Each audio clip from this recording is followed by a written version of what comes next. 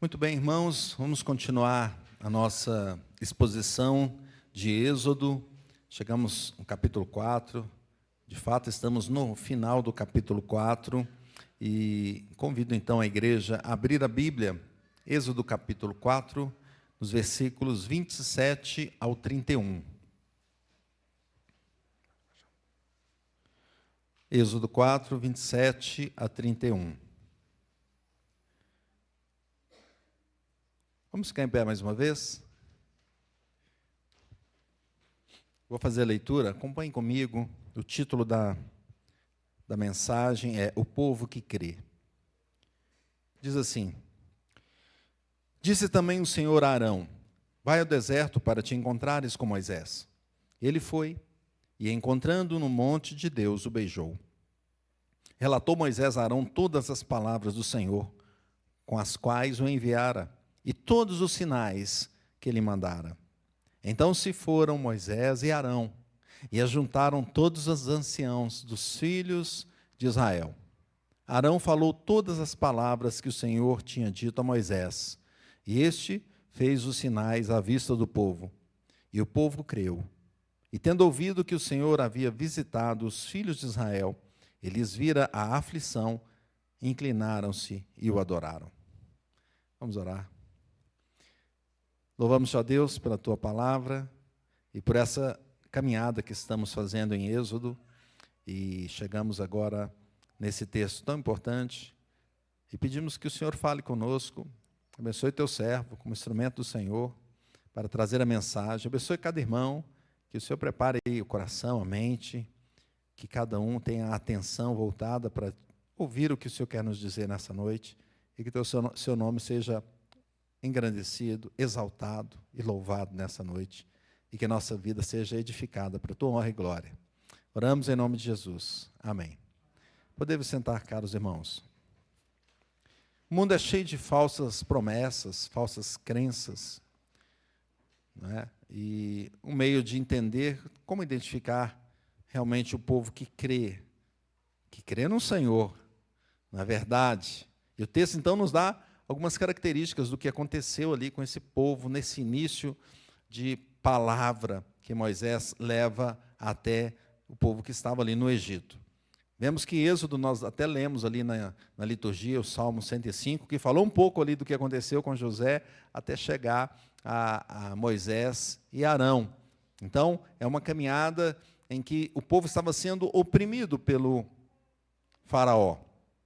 O faraó que estava lá no Egito, que não conhecera José e nem os seus feitos. E ele estava mais preocupado, então, em manter a sua posição, em manter a sua liderança, o seu poder no Egito. E ele viu Israel como uma ameaça, não é? Então, o que ele fez? Ele foi oprimir Israel.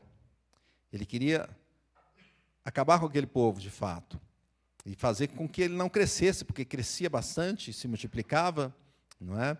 E ele, então, oprimiu os hebreus com trabalho forçado, de forma tirânica, e deu ordem até para a morte de recém-nascidos. No entanto, as suas ações não tinham efeito esperado, e o que ele fazia não adiantava, o povo continuava crescendo.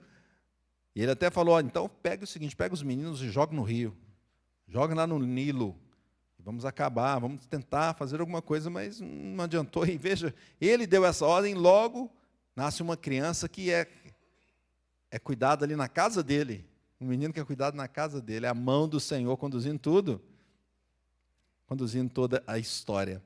Então Moisés é adotado pela filha de Faraó, criado pela sua mãe mesmo no início, mas depois ficou ali na casa de Faraó, cresceu ali, e quando ele estava mais velho, já na fase adulta, ele enfrentou uma crise entre um egípcio e um hebreu, e ele acabou matando o egípcio que oprimia, ele batia no hebreu. E no outro dia, 2 hebreus brigando. Ele: o que vocês estão brigando aí? Vocês são do mesmo sangue, mesmo povo, o que aconteceu? E o outro fala com ele: olha, o que você está querendo fazer? Ser juiz sobre nós? Quem te colocou? E você não sabe que eu te vi matando o egípcio? E ele ficou com medo. E Faraó também ficou sabendo disso e quis matá-lo. Ele fugiu lá para a terra de Midian. E chegou lá, ele viu outro conflito, mas dessa vez o conflito foi resolvido ali, e foi até bom, né, porque ele arrumou a esposa ali, né? Aquela que ele ajudou a tirar a água do poço. Agora o pai dela chama, quem que é esse que ajudou vocês? Traga ele aqui. E ele chegou lá e ele acabou ficando naquela casa durante 40 anos, e formou ali uma família, e cuidava, então, do rebanho de Jetro, seu sogro, até que Deus aparece para Moisés, no meio de uma sarça, e a sarça ardia e não se consumia. E Moisés, curioso, foi lá ver o que acontecia. E, de repente, Deus fala com ele. Tira aí as sandálias, você está em terra santa. E Deus começa a conversa toda que nós tivemos com ele. Nós vimos no capítulo 3, Deus fala, eu sou o que sou. Você foi chamado, então, agora, para ir lá e tirar o povo das mãos de Faraó. Você vai ser o libertador. Ele tentou arrumar algumas desculpas. Não posso, eu não falo bem. Quem sou eu? Sou pequeno, várias desculpas. Mas o Senhor, de todas elas, para todas elas, o Senhor tinha resposta. E ele não teve como fugir. Ele falou, tá bom, eu vou. Foi lá no Jetro. Ele falou, Jetro, me abençoe para que eu vá. Falei, não, com certeza. Talvez ele tinha até a esperança de Jetro falar, não vou deixar você ir. Aí falou, Deus, não está querendo deixar. Né? Mas não, Jetro falou rapidamente, vai em paz. E ele teve que juntar suas trouxas, juntar sua família, e foi então. E ele voltando para o Egito, para essa missão de libertar o povo que estava escravizado, que estava em servidão ali no Egito. Mas no caminho, ele viu, Deus apareceu para ele e exigiu um sacrifício de sangue. Na verdade, quase ele morreu, porque não tinha feito a circuncisão do filho, e a esposa dele o fez rapidamente, e ele percebeu que realmente a libertação ela é com sangue. É necessário ter um sangue vertido por causa dessa, para que o povo seja liberto. E agora, então, chega Moisés mais próximo de encontrar com o povo, e Deus fala com Arão. Nós vimos nesse texto aqui, esse texto tem um momento que Deus fala com Arão, não é? Vai ao encontro de Moisés. Tem um outro momento onde eles se encontram, e tem um momento que eles se encontram com os anciãos, e depois tem um momento que ele encontra com o povo.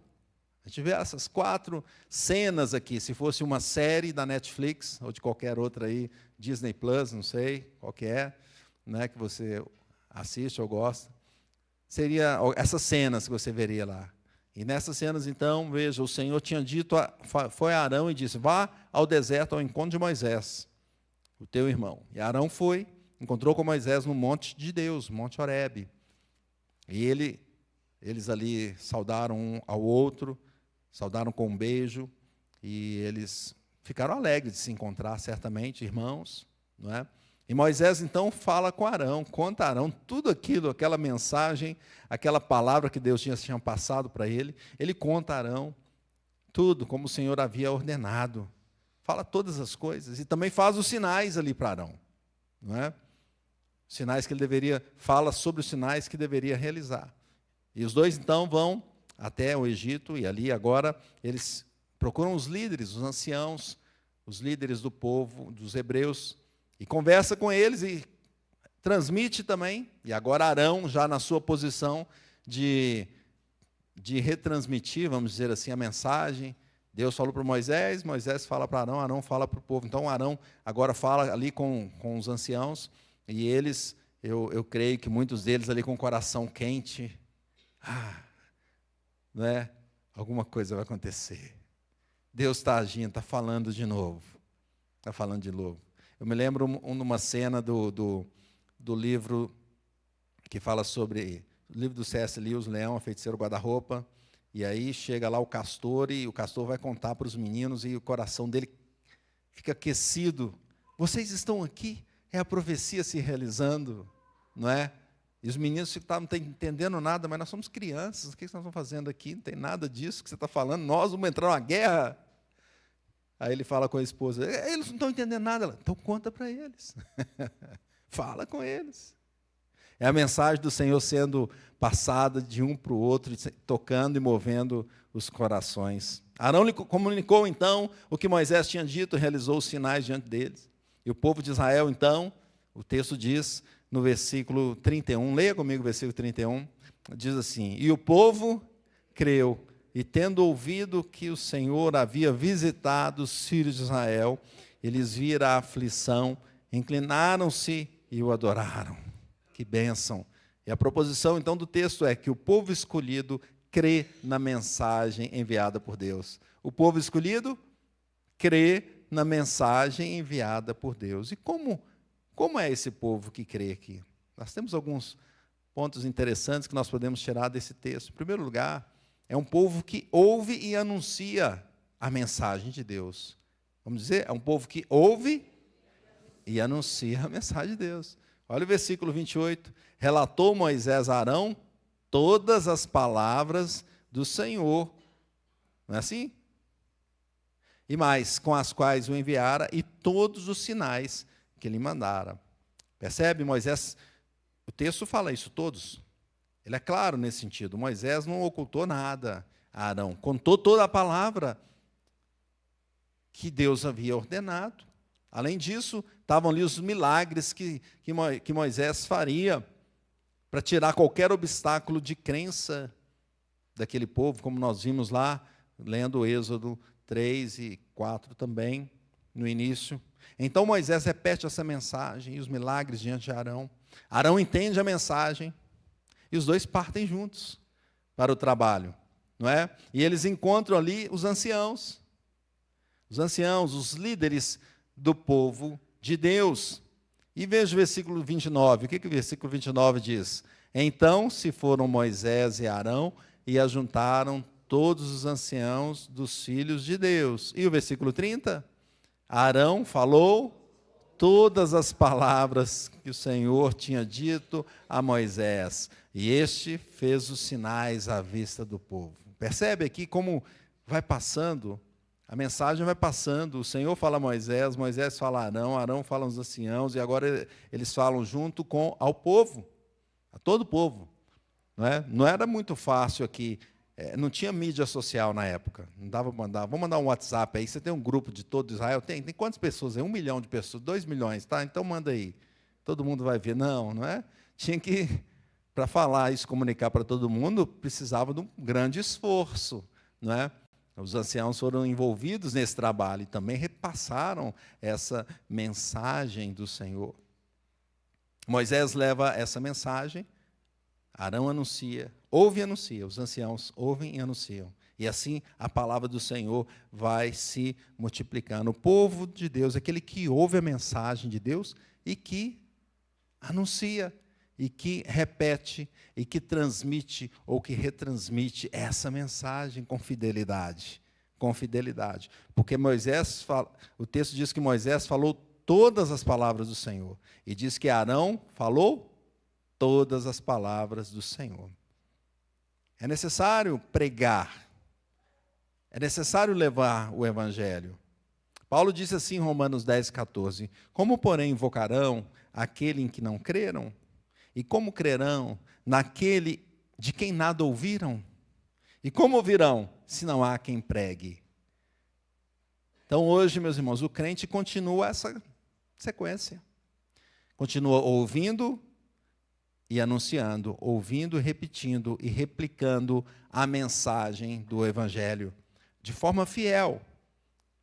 Moisés relatou todas as palavras do Senhor. Arão falou todas as palavras do Senhor. Todos os sinais foram feitos. O crente leva a mensagem bíblica com fidelidade. Toda a palavra do Senhor. Não é só uma parte, a gente conta a história como um todo. O crente conta o maior milagre que foi feito, nós vimos isso, a morte e a ressurreição de Cristo, a mudança do coração que o Senhor faz. É o maior milagre que temos, registrado na história e nos contado através da própria palavra de Deus. Nós anunciamos, nós levamos essa mensagem poderosa. Veja Atos 20, 27, diz assim, Paulo dizendo, porque jamais deixei de vos anunciar todo o desígnio de Deus. Olha o esforço que ele fazia para anunciar o quê? Todo o desígnio de Deus. Toda a palavra do Senhor. 2 Timóteo 3,16 nos diz assim, nós conhecemos bem esse texto, vamos dizer juntos, toda a Escritura é inspirada por Deus e útil para o ensino, para a repreensão, para a correção, para a educação na justiça. o texto começa como? Toda a Escritura. Não é só uma partezinha. Aí eu vou lá falar só o Salmo 23, que é mais bonitinho. Todo mundo, né, fica ali, o Senhor é meu pastor e tal. Mas você não vai pregar Levítico? Tem que falar das leis também. É bom, né? Você não vai pregar Êxodo 20? Tem que pregar. É bom, né? Toda a Escritura é útil para a transformação, para a correção, não é? E João 16:13, olha o que diz o texto: quando vier, porém, o Espírito da verdade, ele vos guiará a toda a verdade. Olha, a toda a verdade. O povo de Deus, então, tem essa característica, é um povo que ouve e anuncia a mensagem de Deus de forma fiel, toda a palavra de Deus, a mensagem do Evangelho. Segundo lugar, como é esse povo que crê, então, aqui? É um povo que tem esperança. Leia comigo de versículo 31, mais uma vez. Diz assim: e o povo creu, e tendo ouvido que o Senhor havia visitado os filhos de Israel, eles viram a aflição, inclinaram-se e o adoraram. Perceba aqui que o texto traz essa afirmação clara. O povo creu. Não é isso que está escrito aí? O povo creu. Além disso, ele destaca que o povo tinha ouvido algumas coisas aqui. O povo ouviu que o Senhor havia visitado, não é isso que está aí? O povo também viu que Deus tinha visto a aflição do povo, não é isso que está aí? Então, perceba que esse texto aqui mostra que a opressão continuava, nada tinha mudado. Tinha mudado alguma coisa para o povo de Israel aqui, naquele momento? Não. De segunda a segunda estava do mesmo jeito, não é? Mas alguma coisa mudou. O que mudou? Veio uma mensagem diferente, não é? Faraó está praticando, está trazendo as mesmas práticas abusivas sobre a população. Eles ainda não estavam livres, entretanto, apenas de ouvir dizer que o Senhor havia visitado o povo, apenas de ouvir dizer que o Senhor tinha visto o que acontecia, que estava acontecendo, o que ocorreu no coração? Encheu de esperança. Encheu de esperança. Eu me lembro que, às vezes, quando eu era pequeno, minha mãe mandava vir na casa de alguém falar alguma coisa, ou pegar alguma coisa, né? Aí eu ia lá. Mas aí, às vezes, eu ia na casa assim, a casa não tinha campainha, né? E tinha um portão, né? E a pessoa morava lá no fundo, sabe aquela residência assim, que a pessoa mora lá no fundo, cheio de coisa assim, não dá para ouvir. Aí você bate na porta, grita, e a pessoa não ouve, né? E aí você fica lá, gritando, chamando no osso, não é assim? Aconteceu com você já? Comigo aconteceu várias vezes. E aí eu fico lá desesperado, né? Quando minha mãe mandou vir aqui, eu estou aqui, não tem jeito, estou no meio da rua, será que vem um cachorro me morde aqui? Acontece alguma coisa, não é? Você fica lá tentando chamar a pessoa, não chega nada. Mas aí, de repente, você ouve uma voz lá do fundo: já vou! Aí o coração, até amacia. Ufa, pelo menos ouviu. A pessoa chegou? Não chegou ainda, você ainda está no meio da rua ali, está preocupado, você ainda não fez o que tinha que fazer, mas o coração já ouviu. É assim, o povo, então, ouviu que o Senhor tinha visitado aquele povo. Ouviu que o Senhor tinha visto a situação deles, o coração já estava ficando esperançoso, macio, esperando que alguma coisa ia acontecer. Apenas o fato dessa mensagem chegar a eles, meus irmãos, já transformou, já trouxe esperança. É um povo que tem esperança, o povo de Deus tem esperança. Salmo 116:1. Amo o Senhor porque Ele ouve a minha voz e as minhas súplicas. O salmista está dizendo que Deus ouve. Ele não mudou ainda, mas está ouvindo. Eu sei que Ele está ouvindo. A esperança em Deus não é uma crença fugaz, mas é uma certeza. É uma certeza de que Ele vai agir. Ele ouviu. Romanos 5:5. Ora, a esperança não confunde, porque o amor de Deus é derramado em nosso coração pelo Espírito Santo que nos foi outorgado. É uma esperança diferente. Não é igual aquela expectativa de que o time ganhe. Não é isso. Não é? Que alguns têm aí, mas nunca acontece, né? Não é essa expectativa. É uma esperança de que realmente vai ter mudança. Alguma coisa vai acontecer. Ora, a esperança não confunde. Percebe como Paulo diz isso? Não confunde. Porque o amor de Deus é derramado em nosso coração pelo Espírito Santo. O que o Senhor diz em sua mensagem, em sua palavra, não é para trazer confusão, mas é para alimentar mais a nossa esperança, a esperança do crente. Eu fico pensando em Abraão, quando estava na sua caminhada, e o Senhor falou, sai da tua terra, da tua parentela, vai para a terra que eu te mostrarei, de te farei uma grande nação. E ele não tinha nada disso, não tinha terra, não tinha filho, não podia ter filho, nada. Foi. Né? E do momento que ele sai, até o momento que começam as coisas a acontecer na prática, por exemplo, o momento que ele teve o filho, não é? Foram 25 anos. Imagina. E ele ficou ali, ele já era avançado em idade. Deus o chamou, 75 anos, ele falou, pá, mas e aí, vai ser amanhã, então já vou ter filho, nós vamos ter filho no ano que vem? Não. Mas de vez em quando Deus aparecia para ele e trazia uma mensagem. Abraão, Senhor, olha para o céu. Olha a mensagem de esperança. Olha para o céu, Abraão. Tá, mas olha à noite, Abraão. Calma, espera chegar a noite, tá bom. Aí de noite, olha para o céu. Olha as estrelas. Conta aí. Consegue? Não, não consigo. Ah, vai ser assim, Abraão, a sua descendência. E a mensagem do Senhor vai trazendo esperança ao coração. Aí no outro dia, né, conta aí a areia, Abraão. Não consigo. Ah, vai ser assim também, a sua descendência. É uma esperança viva, meus irmãos. Pois mesmo que a opressão continue, e mesmo que a opressão leve até a morte, a esperança final é de ressurreição.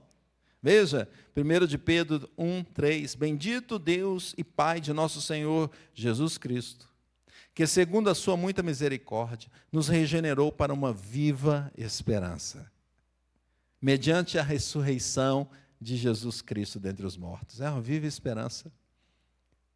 Talvez a opressão seja tão grande que até leve à morte de alguém, ou de uma geração, ou de um povo, mas haverá ressurreição, glória a Deus. Estamos com aquele que vai nos tirar da morte física e vai nos levar para a eternidade. Hoje o mundo pode oprimir, mas temos esperança no Senhor. Ele disse que nos libertaria do mundo, e Ele vai fazer, glória a Deus. Terceiro ponto, como é esse povo aqui? É um povo que adora ao Senhor, ainda na opressão. Vamos ler o versículo 31 de novo? Diz assim, e o povo creu, e tendo ouvido que o Senhor havia visitado os filhos de Israel, eles viram a aflição, inclinaram-se e o adoraram. Inclinaram-se e o adoraram. Isso mostra, então, que a crença não foi pequena, não foi assim, eu creio. Né? Às vezes você fala com uma pessoa, você acredita? Não, eu creio. Mas está do mesmo jeito, não tem? Já viu isso? Eu acredito. Mas e aí, não mudou nada na sua vida? Eles se prostraram diante do Senhor em adoração, por causa daquela palavra, por causa da viva esperança de libertação que eles receberam. Uma adoração se inclinando com esperança e regozijo. Aí aqui Alan Cole, ele analisando o hebraico, ele prefere uma tradução que tem a palavra regozijar-se aqui no meio. Uma tradução usada na Septuaginta. Ele entende que com essa palavra regozijaram-se aqui, tem um maior sentido de reação de alegria daquele povo.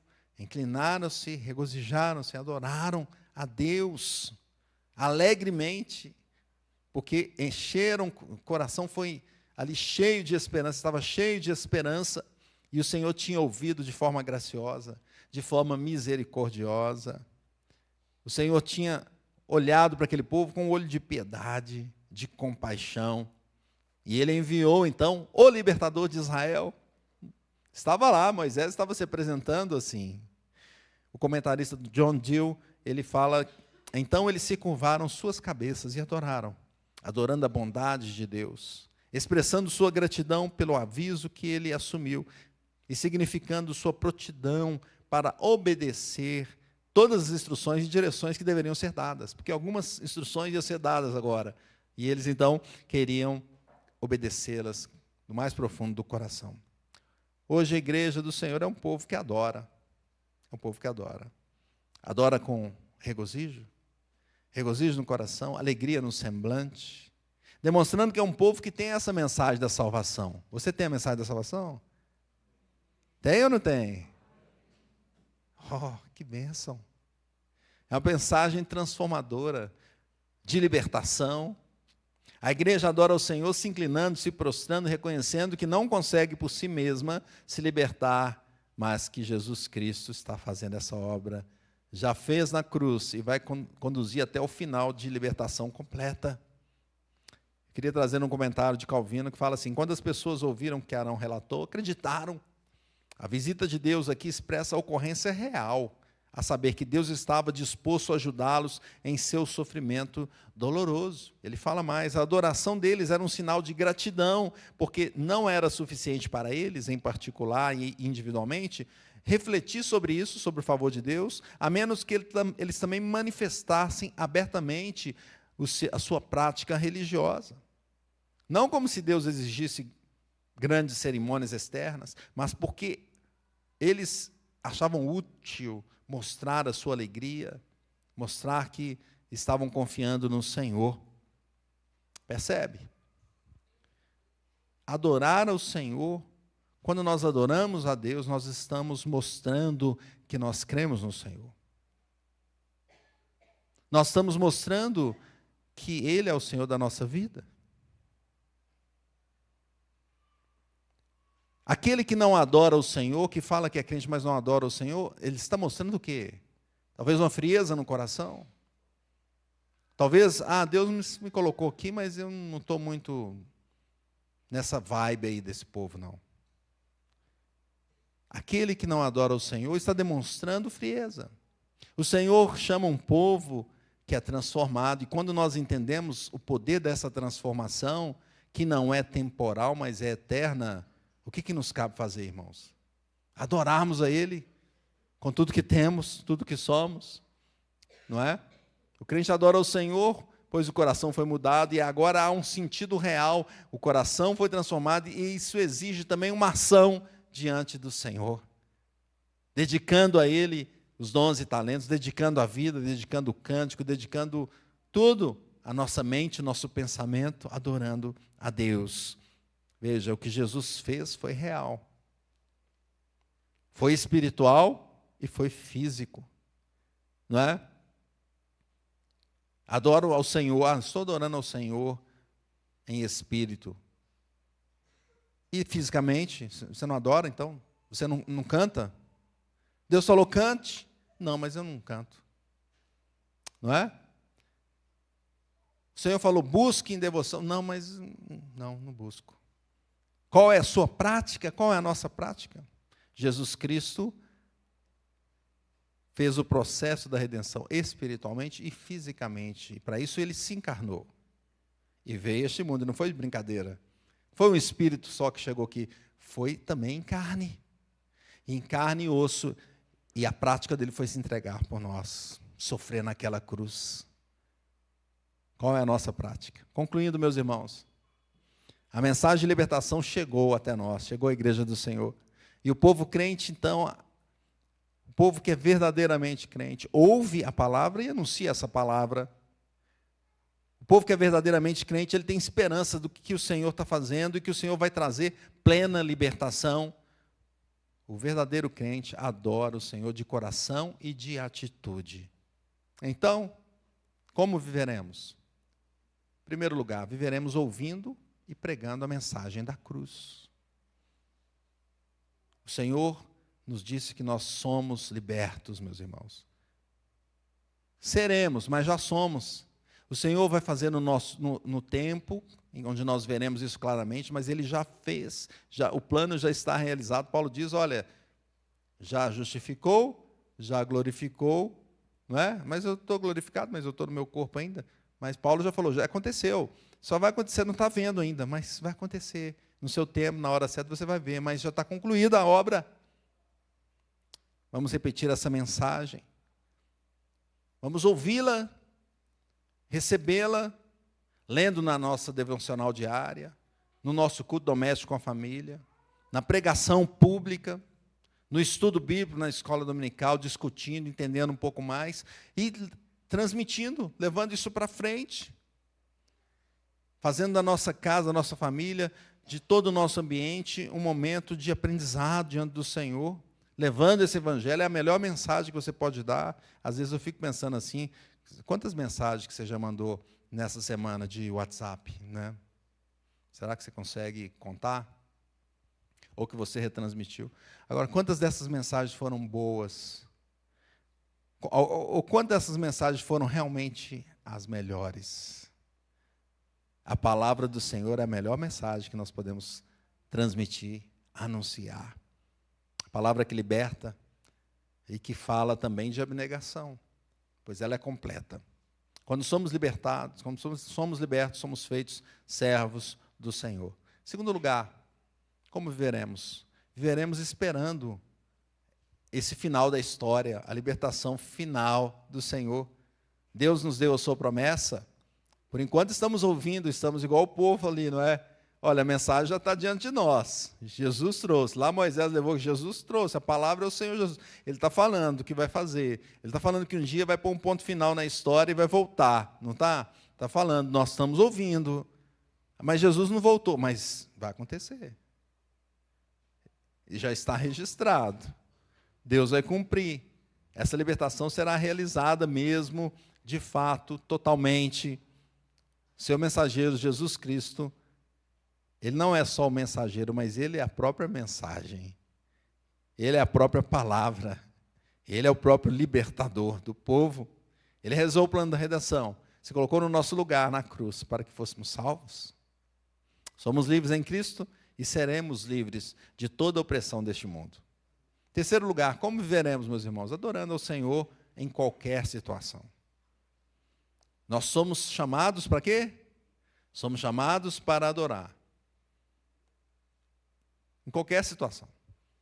Os jovens, ontem nós tivemos aqui um evento com um MP, Mocidade, muita gente da igreja participou, foi uma bênção. Participaram adorando a Deus. As crianças adoram o Senhor, vem aqui à frente e cantam o Senhor. Os adolescentes adoram o Senhor. Os adultos são chamados para adorar ao Senhor. Todos nós devemos adorar a Deus. Ele é o Senhor da nossa vida. O nosso Redentor, o nosso Salvador. Nos prostremos diante dele. O texto disse aqui que eles se inclinaram. O que nós devemos fazer? Nos inclinar. Às vezes abaixar a nossa crista, não é? Não, eu não. Vamos orar de joelhos. Não, eu não ajoelho. Até o dia que o Senhor faz você se ajoelhar. Não é? Vamos cantar a música. Não, essa música eu prefiro só os hinos. Até o dia que Deus faça você cantar. Como é a nossa atitude diante de Deus? De adoração, meus irmãos. Nos humilhamos diante dele, é nosso Senhor. Ele é que dirige a nossa vida. Nos prostramos diante dele e não diante de Faraó. Que às vezes vem Faraó e manda fazer alguma coisa, a gente faz. Vem a palavra e fala, faça, a gente não faz. Nos prostremos diante do Senhor. Adoremos o Deus Todo-Poderoso e não os falsos deuses do Egito. Deus nos separou como povo escolhido dele. Portanto, adoremos ao Senhor na beleza da sua santidade. Ouçamos e anunciemos a sua mensagem de salvação. E tenhamos a esperança da libertação final para termos plenitude de vida na glória eterna. Que Deus nos abençoe.